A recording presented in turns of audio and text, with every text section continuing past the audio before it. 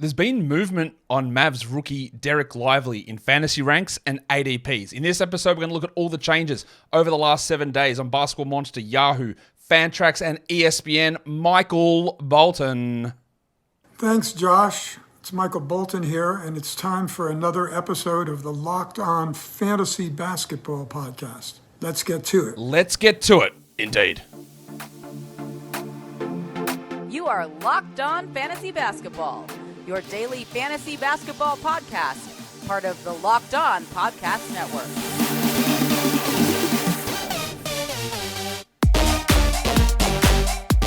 Hello and welcome to the Locked On Fantasy Basketball Podcast, brought to you by Basketball Monster. My name is Josh Lloyd, and I am the lead fantasy analyst at basketballmonster.com. And you can find me on Twitter, as always, at redrock_bball. On Instagram, on TikTok, at redrock_bball, and on Instagram, at Locked On Fantasy Basketball. Thank you for making Locked On Fantasy Basketball your first listen every day. We are free, and we are available on all platforms. So we're looking at Monday movers here, the changes over the last 7 days, and in those last 7 days, there have been updates to Yahoo's rankings and ESPN's rankings. So we'll look at those changes, ADP changes, and what I've done over at Basketball Monster. The team previews are still rolling on as well, and I noticed that over the last couple of shows, some of the applications for Locked On Fantasy Basketball had dropped off, and someone emailed me and said, yeah, I think maybe there's just too many quiz questions and it takes too long to enter, and I totally understand that. I was just trying to make it something fun for people to enter, but I don't want to make it a chore, right? So from the shows moving from the Knicks onwards, the applications will be just short. It'll have like one or two things in there. It won't be a deep dive into trivia. So I do apologize for that if that was turning people off on that.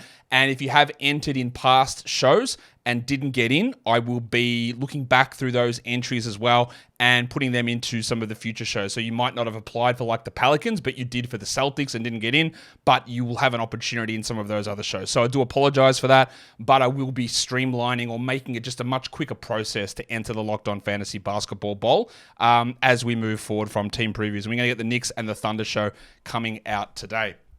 I hope all of that I hope it's good, I hope it makes sense, and I hope it does address some of those concerns that might have been out there. So now we are going to talk about what I have done rankings-wise, changes over at Basketball Monster. This is skewed towards category leagues, but it is a similar idea of just player movements and player trends. And I think what I'm going to do in a week or so is have a look how everything has changed over the last month or 6 weeks since we first started tracking this. We'll do it weekly, and we have a look at who's the big rises and fallers over the period since fantasy basketball has opened up.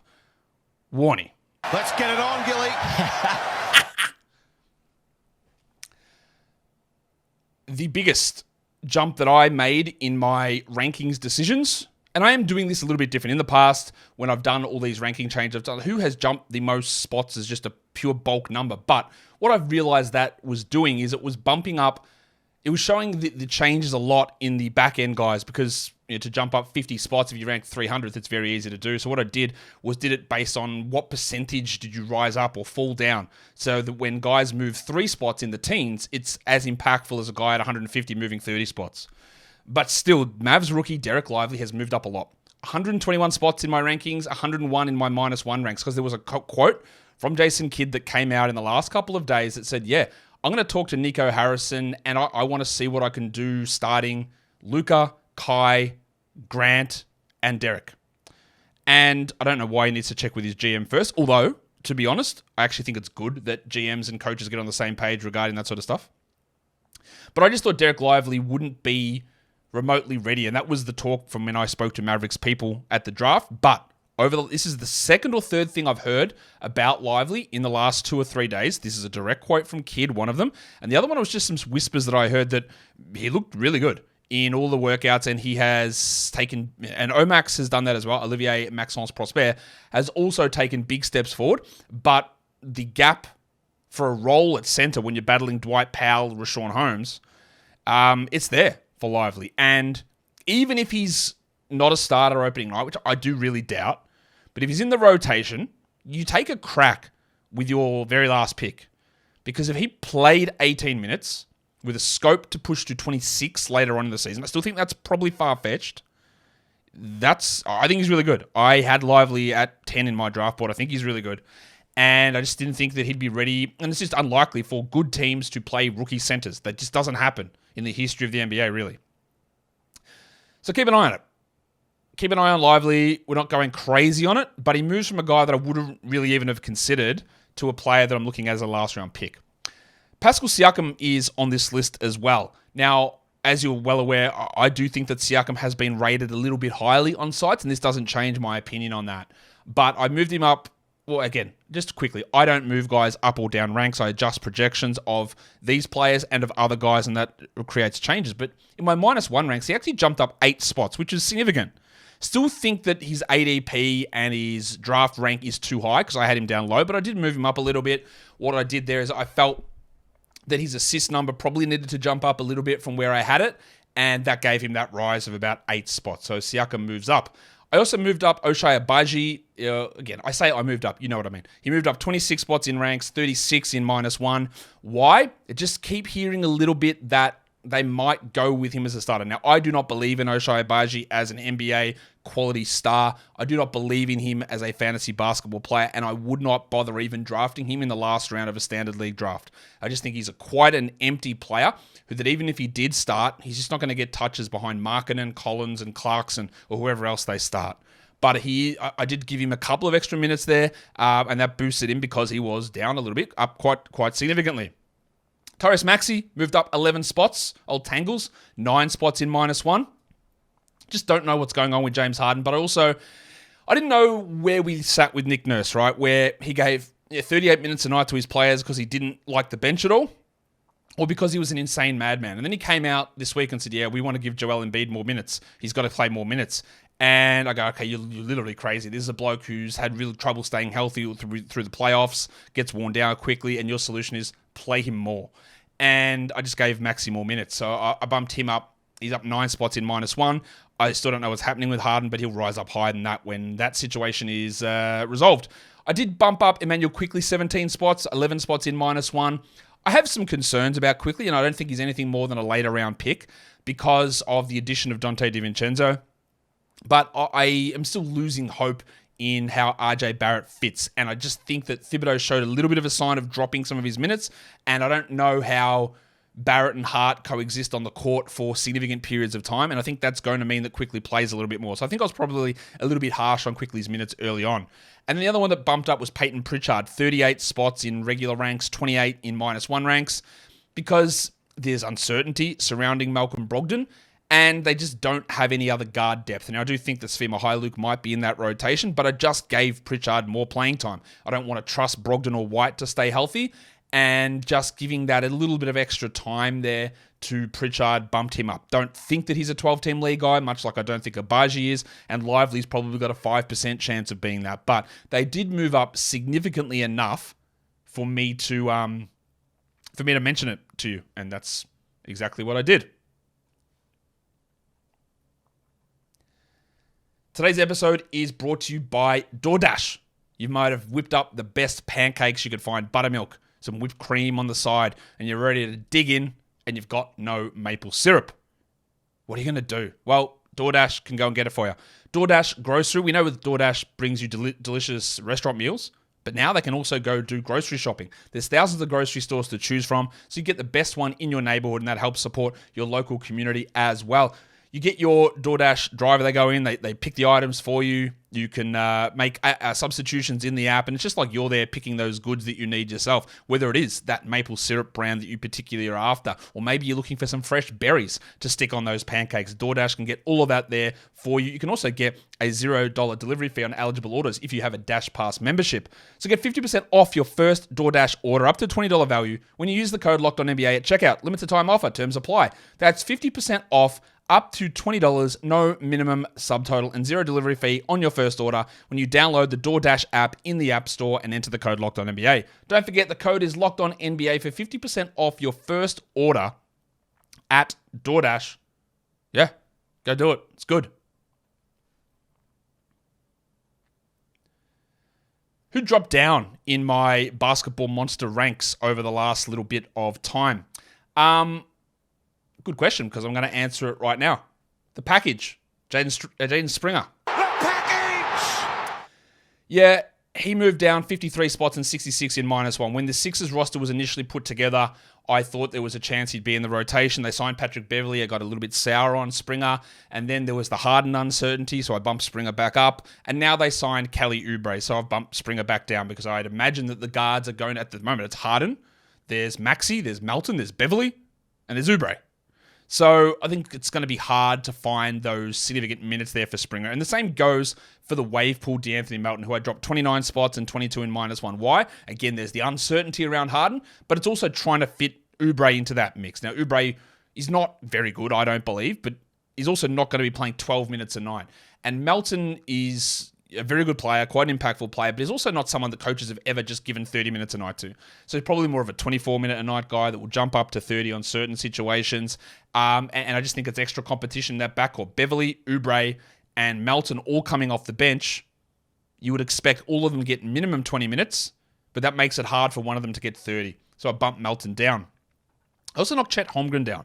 5 spots in my regular ranks, 10 in my -1. Why? Well, people on Basketball Monster, is one of the things you can do on Basketball Monster. We have those player chat sections where you look at the projections and you make comments. And I look at it and go, yeah, that's a fair enough comment. Or I tell you, no, I don't agree, and this is why. And we go back and have debates. And someone said, hey, Josh, I think your block rate on Chet Holmgren's too high. And I went, okay, let's go and have a look.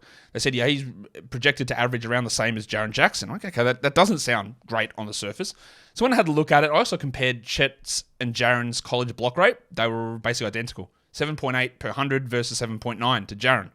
But it took Jaren a little bit of time to get to that shot blocking number. Now, I do think that Chet is an unbelievable level rim protector and he's going to block a lot of shots. But to come in with an expectation of his blocks being that high, I knocked it back down and that pushed him down those 10 -1 ranking spots.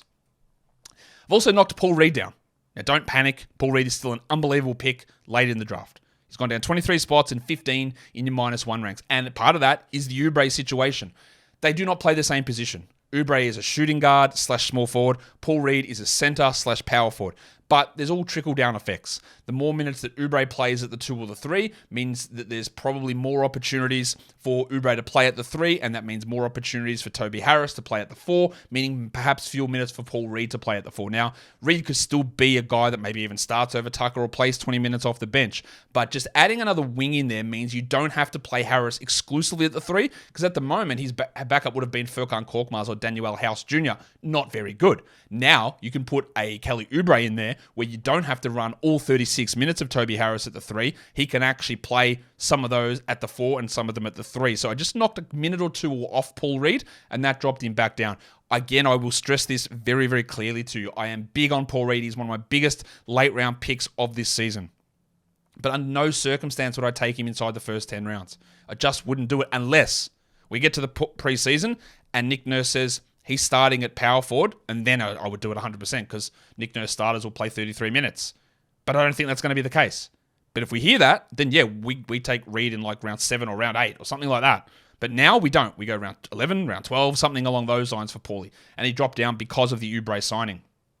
The Rock DJ also copped a little bit of a hit. Rock DJ. Down 5 spots, 8 spots in -1. Just largely because I was just sort of reconfiguring the Celtics rotation, making them go a little bit smaller at certain times and increasing a little bit of that injury risk across the big men and just knocking a little bit off some of I think a minute or two off Rob when I was looking. Now, he could very easily exceed that. We just don't know how Mazzulla is going to use him. He obviously used him way less than what Ime Udoka used him. But I just knocked him down a little bit. And the other one was old mate Budrick Hield. Buddy, could he do it? Could he do it? Is there anything the man can't do? Yeah, he can't go up in fantasy ranks. I dropped him down 7 spots and 13 spots in my -1 section. The trade rumors came out. I think that basically confirmed that even if he stays in Indiana, he will be coming off the bench. So I just knocked a couple of minutes off him. And then there's a level of uncertainty of if he gets traded somewhere else, like what role does he have? Where does he fit on a new team? Like, what's that role? Is it going to be that 31 minutes or is it going to be 26 minutes? We just at this point don't really know what his role is going to be. So I had uncertainty on it and I knocked him down those spots.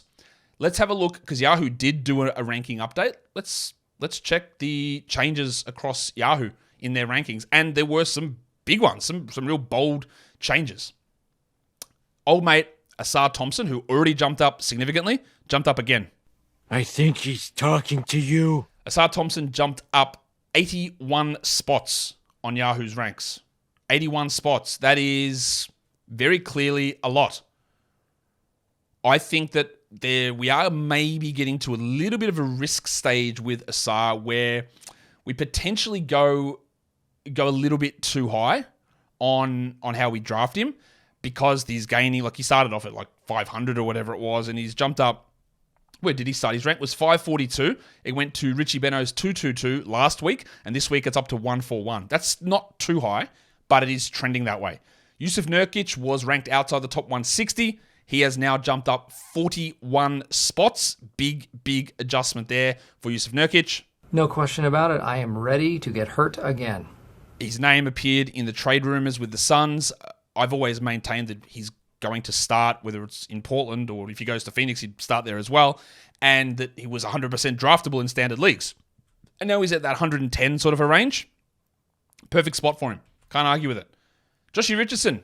Now, I argued this one as well. In one of the other shows, I thought he was too low. He's jumped up 52 spots because I do believe that he is going to be a starter in Miami, irrespective of Lillard's status. He will start next to Lillard, or he'll start next to Hero, whatever it is. Obviously, the usage wouldn't be particularly high if Lillard arrives, but he's moved from 202 to 150. Reasonable move. They had Karl Anthony Towns at 39. He's moved up to 29.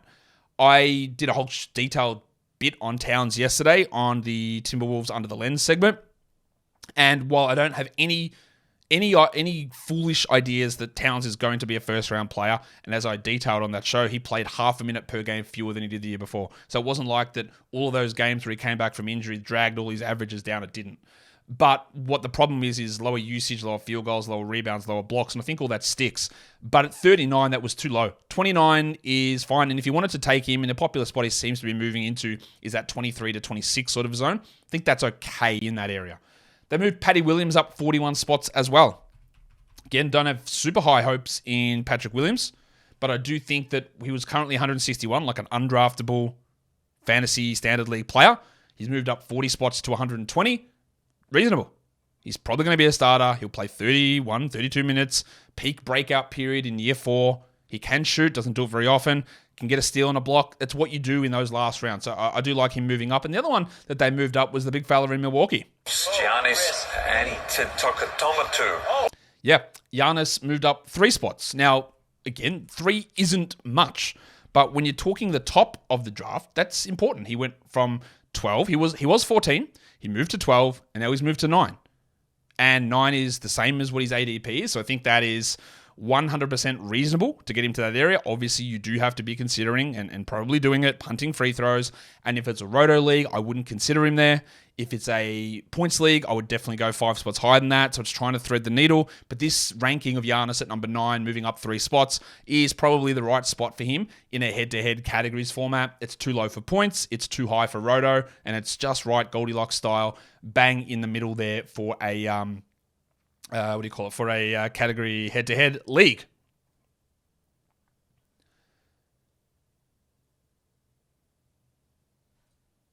Let's take a look at the other changes over on Yahoo. We'll do that right now. Let's look at the guys that dropped in their rankings, and there were some wild ones. And this is why I mentioned Dereck Lively at the start. I bumped him up my rankings. Yahoo dropped him 273 spots. In fact, they moved a bunch of rookies just down a ridiculous amount. And I don't really know why.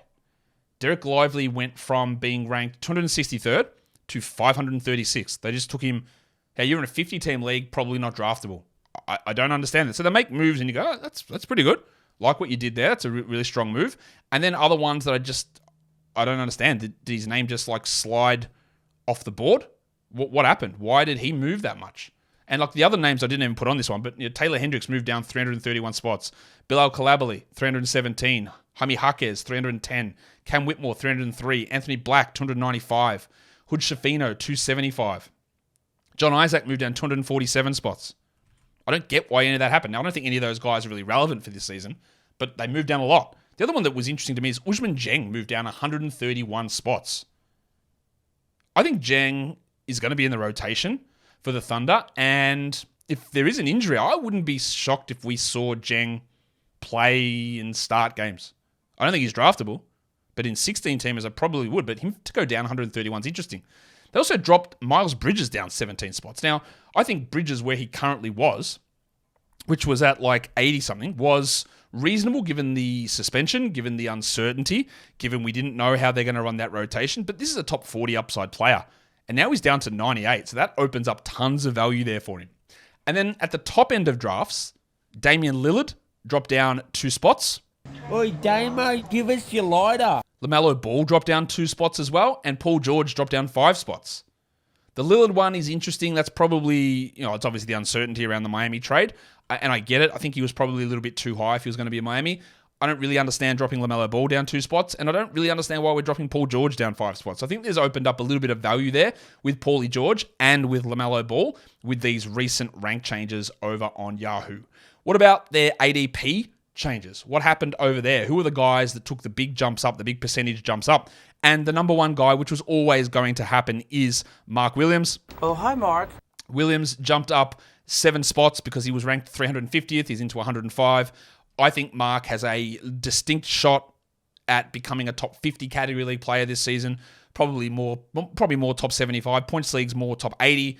But I think he's still way too low. And when you're looking at guys to draft centers with him and Duran and Gafford, they're all available around the hundreds. Nurkic, one of those as well. And I think that all of those players could be top 75 guys. Really interested in their value. KJ Martin jumped up 6 spots in ADP. I fully believe that he's the best option to start for the Clippers, but I have 0.1% confidence that he does. But interesting that he did jump up there. That's something to monitor. Trae Young jumped up a spot in ADP. I think that'll continue to rise. Zach Collins up 5 spots. He's another one I could throw in that mix with Mark Williams as a late round center. I think people are finally cottoning on that he is going to start. And he was top 50 last season as a starter. He won't be that this season is my guess, but he was already too low. Sabonis jumped up a spot. I don't really know what happened there, but that's totally okay. And another one, I don't know why Davion Mitchell jumped up 5 spots. Their ADP only goes out to about 150, 160. So why are people drafting him last round sort of picks? I cannot explain. I've got no idea why that would have happened, why we would have made that little move across there to get old mate Davion Mitchell into the mix. What about some drops in ADP? Jaren Jackson dropped a spot. Damian Lillard dropped a spot, and Jim Harden dropped a spot. Well, Lillard and Harden dropping a spot, understandable. People are just steering clicks. We don't know. And that's reasonable. That's actually not even reasonable. It's prudent.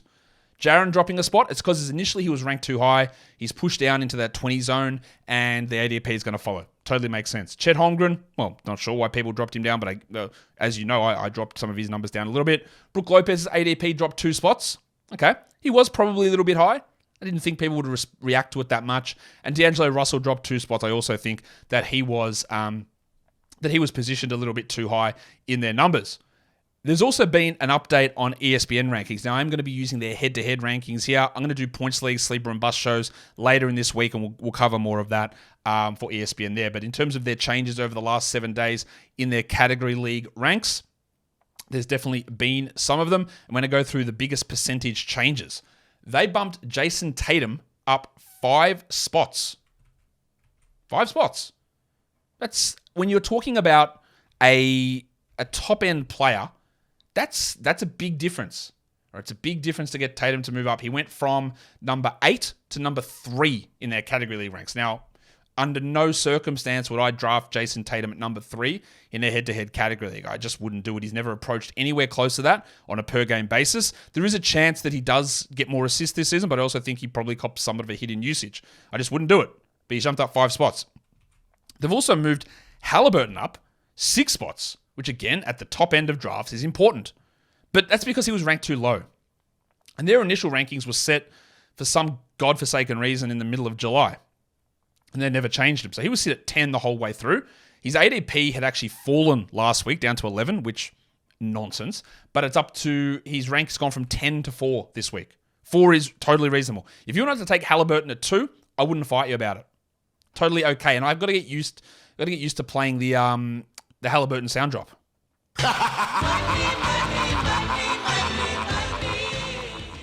They moved Asar Thompson way up. I think he's talking to you. Much like Yahoo, Asar has jumped up hundreds of spots. He went from a nonsensical 411th to 165th. I think if they do another update, he'll move up another 60 spots or so, is my guess. They moved Dereck White up an incomprehensible 75 spots. Maximum Dereck. So when I did the Celtics preview show, I talked about how White I thought was too high on Yahoo, but it was unbelievable value where he was sitting at 135 on ESPN, and now he's in at 60, and that's a stay away to me. I'm not interested in it. Then a couple of rookies got some very big jump ups in their rankings. I could barely recognise my own dick. Grady Dick moves up 226 spots, and Danson Dougie, Jordan Hawkins moves up 225 spots as well. I guess part of that is the Ken Murphy injury for Hawkins. I don't think that we need to be considering him as a draftable guy, but it is an interesting move. He moved up to a rank of 201 from 426 because, again, these rookies were placed at pretty silly spots early on. And Dick moved up a similar amount, 226 from 425 to 199. Still not 12-team draftable players, which I think is the correct move to not have them as draftable 12-team league guys. What about the guys that dropped in ESPN Points League rankings? ESPN drops in their ranks. Rightfully so. Cousin Kevin Porter Jr. dropped 248 spots. I don't think he's going to play a single second in the NBA this season. You don't draft him anywhere. Jaren Jackson was way too high. He was sitting at number 30 he was number 13, and that was too high. And now they've put him at 43, which I can't understand that at all. So he's gone from being an overrated player that I wouldn't touch on ESPN to an absolute steal at 43. That, again, I can't. I don't really know what happened. I don't know why they made that decision to drop him down so far. They also dropped Anthony Davis 12 spots from a top 10 player to 20th or 21st. There's obviously a lot of concerns with Davis, and he had some inconsistencies last season with injuries and production. But at 21, I don't know. I'm not as negative on Davis at 12. At 21 than I am at dropping Jackson down to 30. I just think it is pretty curious to see how much of a drop we had there. Kevin Durant also dropped significantly. He was ranked at 7. He's dropped 9 spots down to number 16. That's Kevin Durant outside the first round. Again, we understand the concerns, but that's too low. It just is too low. And this one, bloody hell. I talked about this on the Grizzlies show the other day. Steven Adams down 105 spots. What? What are we doing? Steven Adams was previously ranked at 99 on categories. And, to be honest, might have been a little bit too high. But when you consider that if you just punt, you're in a punt free throws or even a -1, he's probably better than 99 by 20 spots. To take him to 204 it's ridiculous. One of the best late round picks you could possibly get now if he actually starts going that late. It's got to be the right player for the right team, but that's silly. And they also dropped Victor Wembanyama down 20 spots, which I think is actually totally reasonable. Wembanyama went from 24 to 44. Now, he's probably not going to last to 44 anywhere, but I think that's a reasonable spot in that 36 to 45 sort of area. Totally reasonable. Round 4, that's where I've always thought that he probably should go. So they dropped him down to that area, and it's very hard for me to argue with it. Let's look at how they changed their ADP over on ESPN. And I'm not going to lie, I have some questions. I'm not one to be a conspiracy person at all, but there is almost no way in my mind that we had changes of this level in ADP in 1 week. I will caveat that by saying I don't know how they present their ADP data. Are they using it just based on like the last 2 weeks of data, the last week of data? I don't know how they're doing it. But given that their changes in ADP every week had been like 1, 2 spots, 3 spots, the fact that we had all of these guys jumping insane amounts in ADP average draft position means that either ESPN had like 50 times the amount of drafts running through this season or this week, or they changed the sample size they were using. Jordan Poole moved up 34 spots in ADP. Rightfully so. He was going too low, way too low. But it's a weird thing to do, yeah? He went from an ADP of 81 to 47. 47, I think, is still too low for Poole. But I don't understand how we're making that many changes in a week. Paulo Banchero, up 27 spots in ADP. It's a lot, man. It's a lot. Like, I don't really understand why that's happening either. Now, Paulo's one is, he went from 82, which was way too low for a points league. Probably about right for a category league, but now he's up to 55, which takes, I think, any category league upside out of it. But it's a big jump in a week. Goose. Anthony Edwards jumped up 7 spots. Fair enough. His ADP was at 22. His ADP is now at 15. His rank went from 22 to 18. That 18 rank for Anthony Edwards for category leagues, bang on. I actually think it's pretty good. You probably even could consider it that the 22 was even more accurate. But he's moved up to number 15. Austin Reeves, ADP jump of 38. I know some of their previous numbers made no sense, like an ADP at 128. But how did he go from 128 to 72 in a week? His ranking changed from 110 to 91, but that's a big jump. Devin Booker went up 5 spots in their ADP as well, from 18 up to, from 19 to 15. Is that right? What am I looking at? So it was like 20 to 15, sorry. And DeJounte Murray jumped up 10 spots too. And I think that, I don't mind the Devin Booker one, maybe it's a little high, but I thought Murray was probably placed in the right spot with an ADP of 39. He's jumped to 29, and I don't really like it there. Some other ADP drops, and again, huge changes over a week. Ja Morant drops 36 spots in ADP. Reasonable, because his ADP was silly. It was 27. But dodgy. How did it fall so far? Still probably not far enough. Jim Harden, ADP dropped 14 spots from 13 to 27. 27 is actually looking like really good value. Freddie VanVleet. Now, this is one of the most insane ones you will see. His ADP was at 34, which was already, I thought, too low. And now his ADP is at 52. If you're getting Fred VanVleet in round 5, congratulations. I think you might win. How did that happen? That feels unbelievably artificially manipulated. There's no way that every drafter on ESPN looked at it and went, yeah, VanVleet at 34, man. It's definitely 2.5 rounds too high. We're just going to push him way down the board. Considering that their rank went from 28th to 27th in category leagues. There is no way that that makes any sense. Sorry to tell you. Porzingis dropped 18 spots in ADP. Percentages. I get it. I get the concerns. I don't think he fell that far in a week without manipulation, but he did. And Rob Williams fell 31 spots. Okay, it seems like a lot. He was probably a little bit too high at 75, but now he's at 106. I love Rob Williams at 106.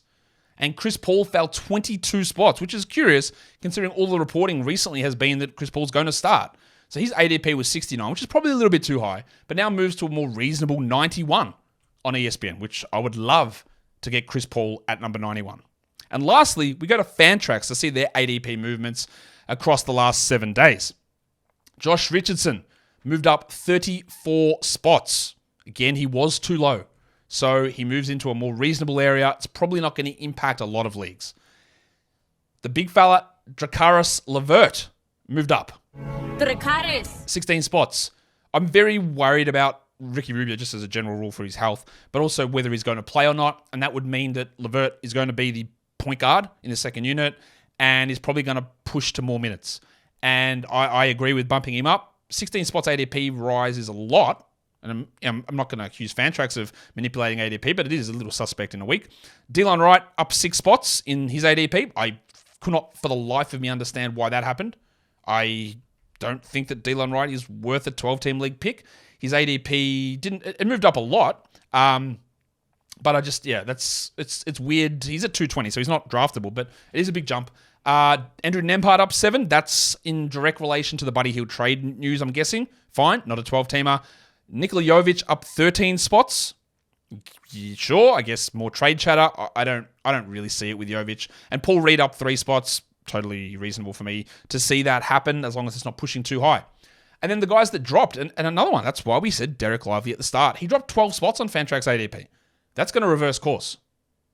Anthony Black dropped 11 spots as well. Mr. Black. And I don't think that, he's not a 12 or 14 team league guy. Caleb Martin down 9, reasonable. Terrence Mann down 10, reasonable. Kyle Lowry down 9 spots.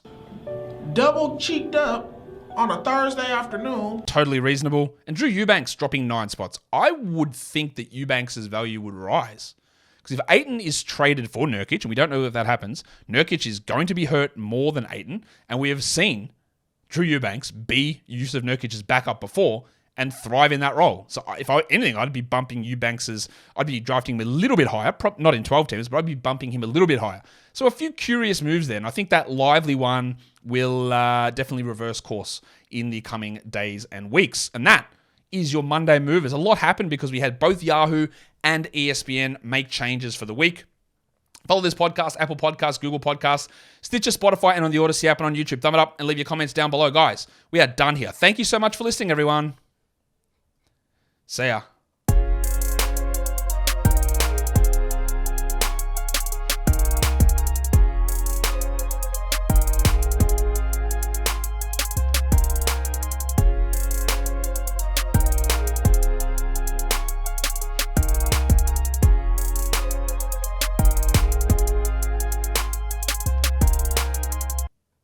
I think he's talking to you.